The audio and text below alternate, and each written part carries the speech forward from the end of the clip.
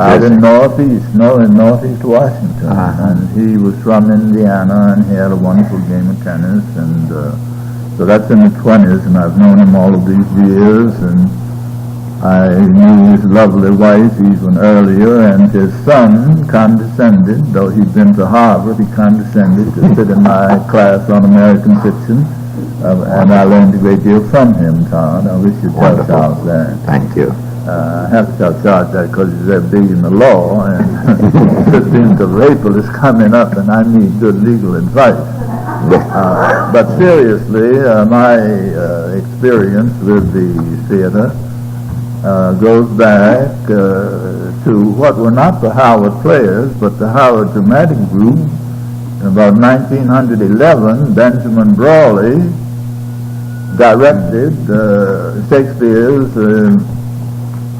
Midsummer Night's Dream.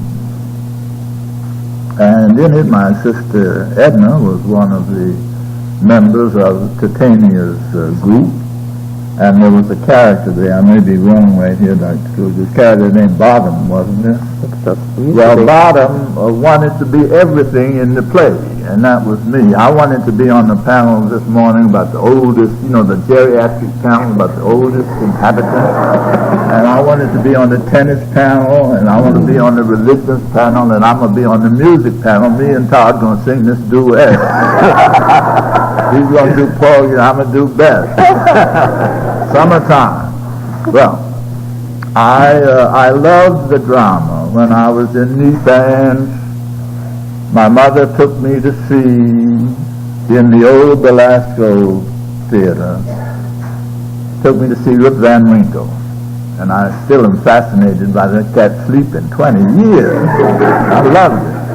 But we were upstairs in what Carl Van Vetten, has called the Ethiopian cerulean or something.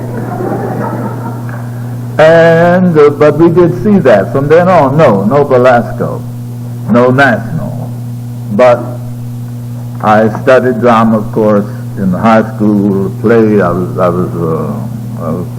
sub to Alston Burley in Chanticleer.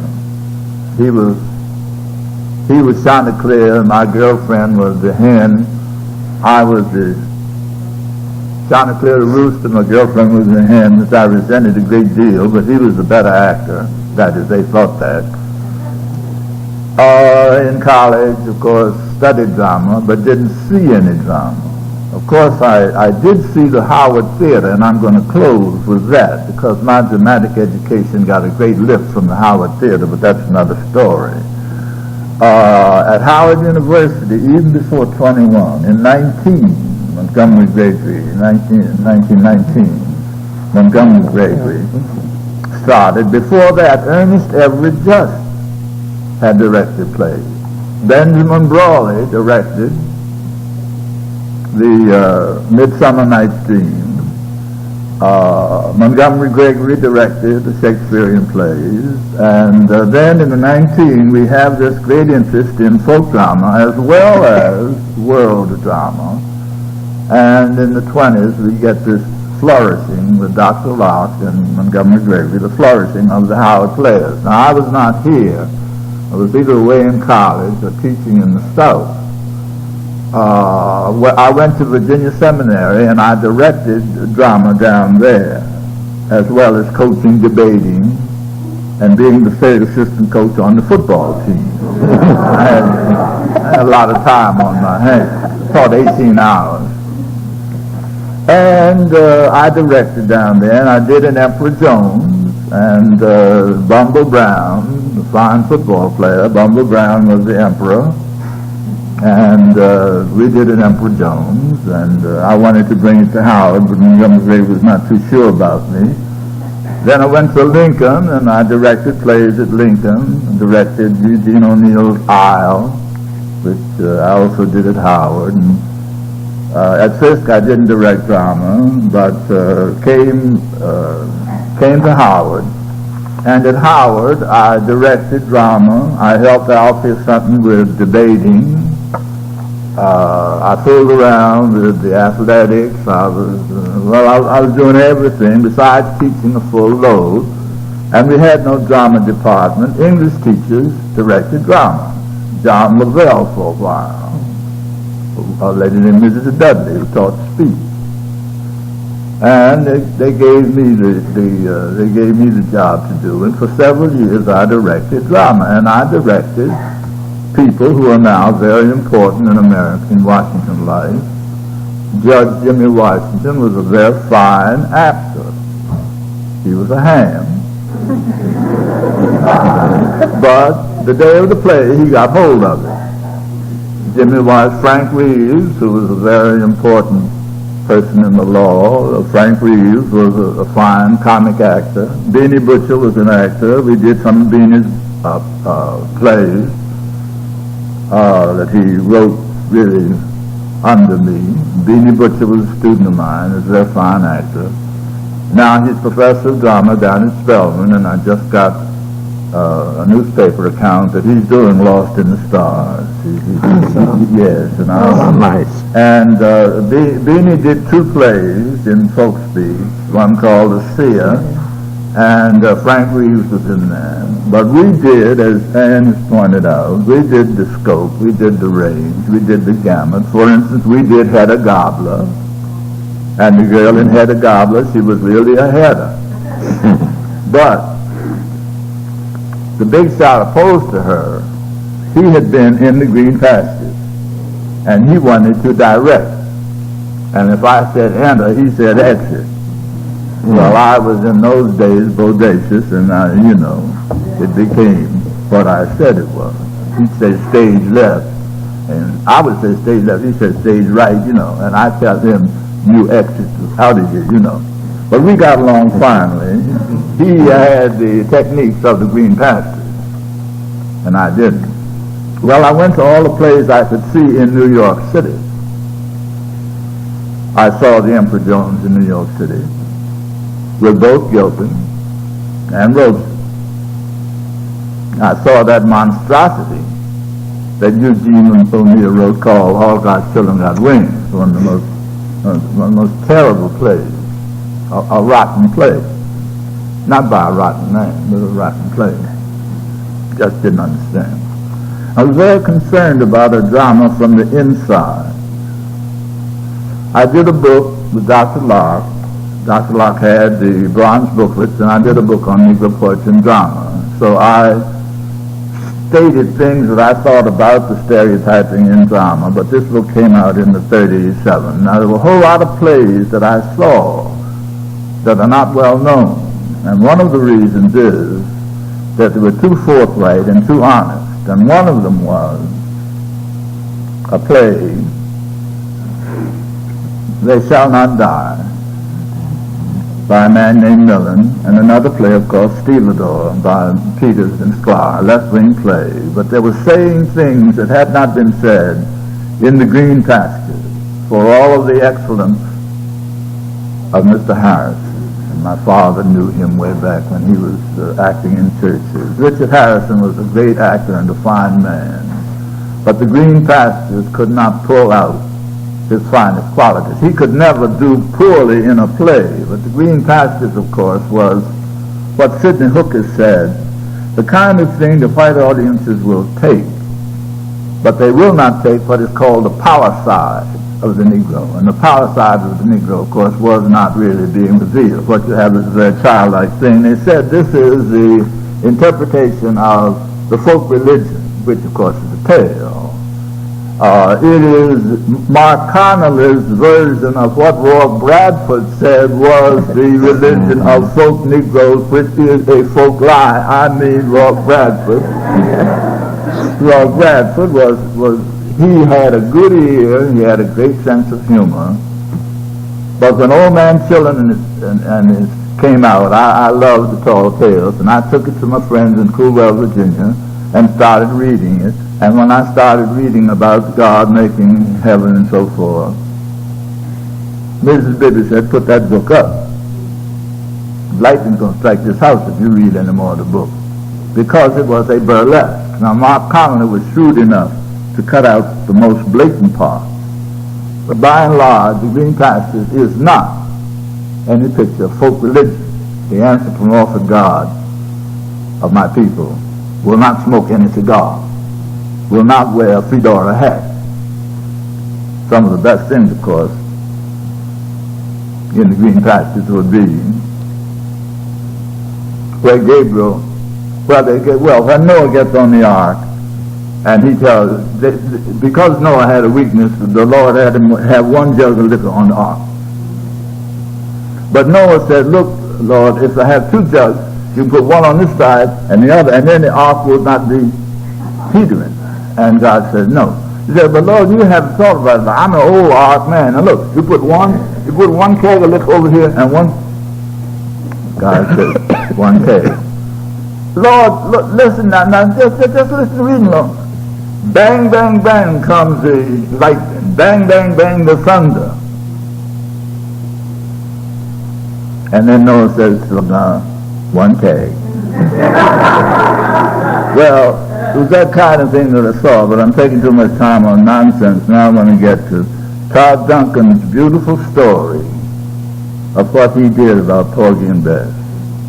I was one of the people. I didn't answer your letter, but Ralph and Ralph did something. Our teachers union, we were solidly behind that, and it was a heroic thing he did. And I know what he's talking about. For 2 weeks, Ethel Waters was in there. She did a wonderful job over the wash tub. I saw her more than I saw the other actors. I didn't see her much, but I knew Ethel. And then, right then, they closed the National. So there was no theater here, but I did go to New York to see a great deal. Now, I came to Howard, and we did, for instance, The Cat and the Canary, which was a melodrama. It would sell today on television, but in those days we were sneered at. But we took it to Dunbar, and the kids loved it. We took it to Armstrong, and it was really stirring. And then we did Shakespeare, we did Dunsany's The Night is Near, and we also did Ridgely Torrance's plays of Negro life. And I was in one of those at Atlanta. The two other things I'll take up. I had the privilege, I had the honor of being one of the spear carriers in Dr. Reid's theater in Atlanta. She allowed me to carry a spear. And I was in On Borrowed Time, I was in The Rider of Dreams, I was the rider playing the guitar. I was in many plays there.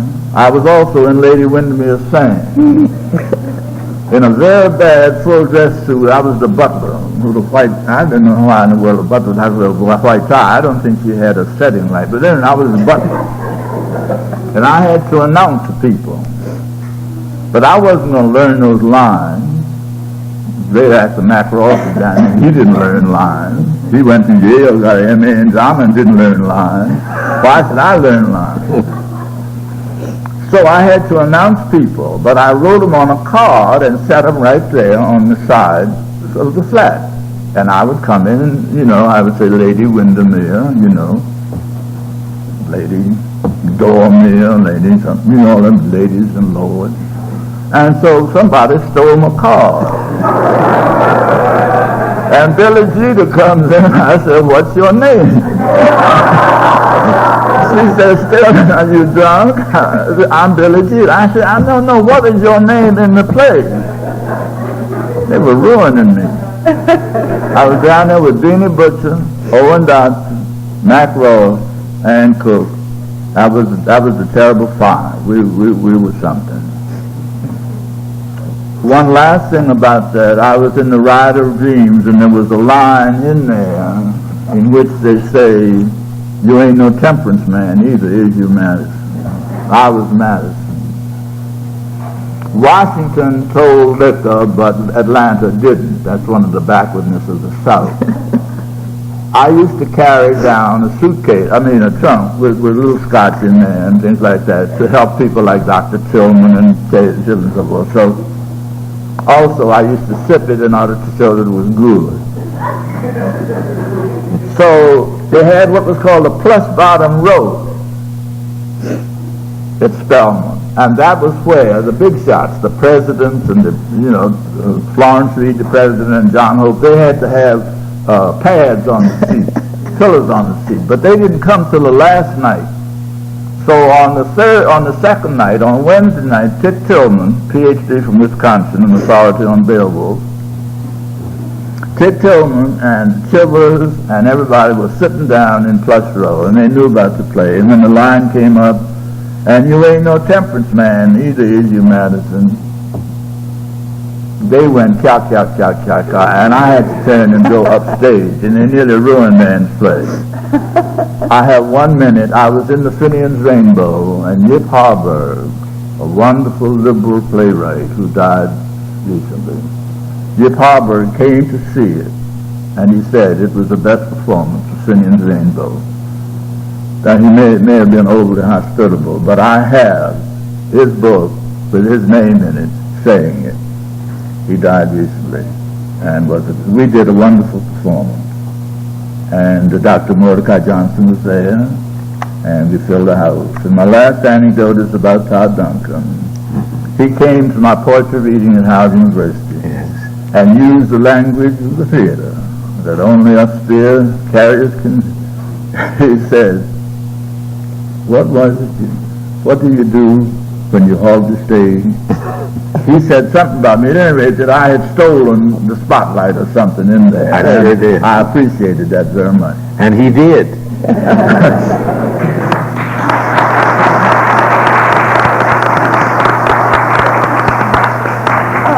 Before I open the audience for questions, I would like to make this little observation. I suppose we all know that George Gershwin wrote Porgy for Mr. Todd Duncan. It was written particularly, especially for him. I will not assume questions and try to answer them. Yeah.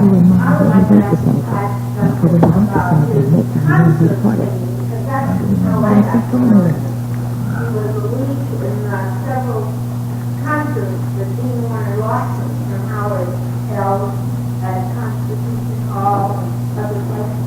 So you didn't mention that.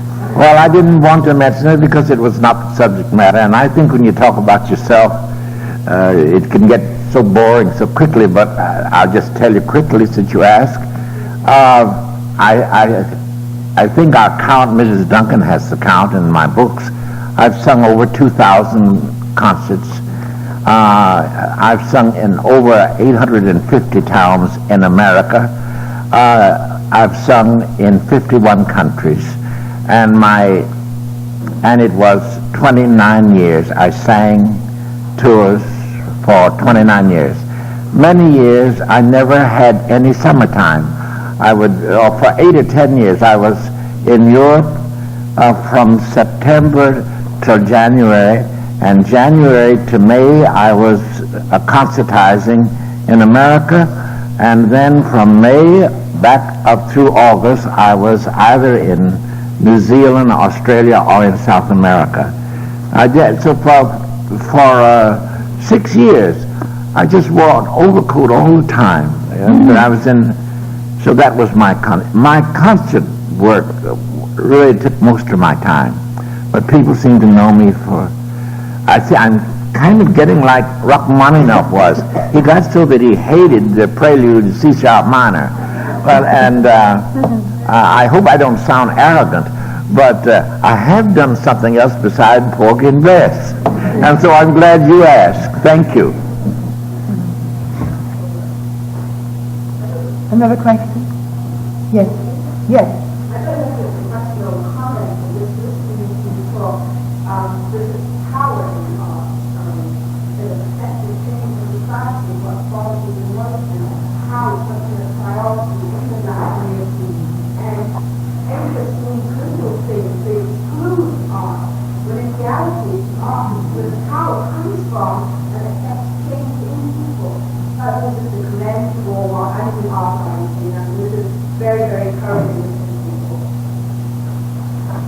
That's for you. I didn't see what's like a comment. I didn't catch what's a comment. Yes. All right. Another comment or question? Yes. A little louder. How long, what audience for practice and so forth. President, that's you. Yes, as Dr. Reid said, she did direct it to me. As Dr. Reid said, and I will repeat your question. Did everybody hear it? All right. No. The question is, tell us more about the Thespian Study Club. The Thespian Study Club was a community group. It's what we call community theater now. At the time, it was just that we didn't have theater in Washington, and so we kind of banded together, and we produced plays. We had tryouts for them, much as community theater operates now. Only we would have to negotiate with various theaters in Washington, such as the Howard Theater, or it might be a university stage, Public school. or a public stage, A public school. a public school very often, in order to produce the plays. It started, as I recall, and this is just a memory, the Thespian Study Club goes back to the 1920s.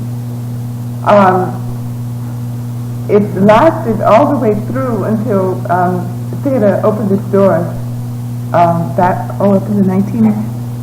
Late 40s. Up in the 40s. Late well, 40s. The late 40s. But it played to standing room only crowds very often. Thank you for asking. It was a good experience. Any other questions? All right. I want to thank Dr. Brown, Dr. Reid, whom I will have to remember is Dr. Reid, and not Cook is Dr. fine. I was cook a long time. and Todd Duncan for sharing all of these experiences with us, and for doing so in such an inspirational manner, and for providing us with so much insight into people who lived during segregation and who fought a good fight. And thank you. I'm going to run Yeah, back. I know you have it engaged. You're going to run before you get mobbed. Yes. Bye-bye, dear friend. Take care. I'm just so happy to see you. I'm sure it's been a long day. It's been a long day. How you doing? You did one? I'm so weak. This is breakfast at 8:30 and I'm going all the time. Did you have anything? No, I had a half a cup of coffee. I had some. Well, I'm glad to see you.